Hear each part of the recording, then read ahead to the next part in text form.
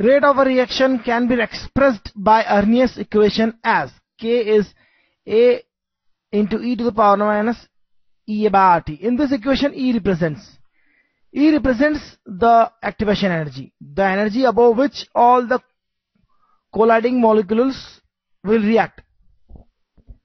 E is the activation energy. और activation energy क्या होता है इससे हम समझते हैं. अगर आप देखें तो यह मॉलिक्यूल की एनर्जी है जब मॉलिक्यूल्स रिएक्ट करेंगे, और यह वह एनर्जी है जो मॉलिक्यूल्स की ऑलरेडी है, और एक्टिवेशन एनर्जी वह एनर्जी है जो नॉर्मली कोलिजन से मिलती है. तो अगर मॉलिक्यूल्स के पास इतना एनर्जी है और विद द कोलिजन उनको इतना एनर्जी और मिलता है, तो वह इस एनर्जी स्टेट को एक्वायर करेंगे जिससे कि वह प्रोडक्ट्स में कन्वर्ट हो जाएंगे. तो यह एक्टिवेशन एनर्जी है.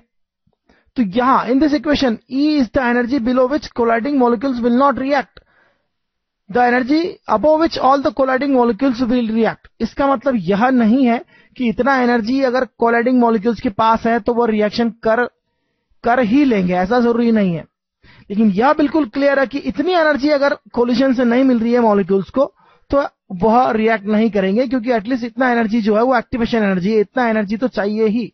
It is the minimum energy that requires to the molecule that to react and form the intermediate product and finally the product.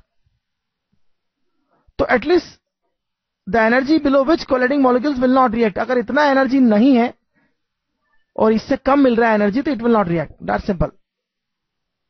और इससे एनर्जी से ज्यादा पर जो है वो रिएक्शन होगा, ऐसा कंपलसरी नहीं है, बट यह मिनिमम है. इससे तो ज्यादा होना ही चाहिए, पर इससे ज्यादा एनर्जी पर रिएक्शन होगा ही, ऐसा कोई कंपल्शन नहीं है.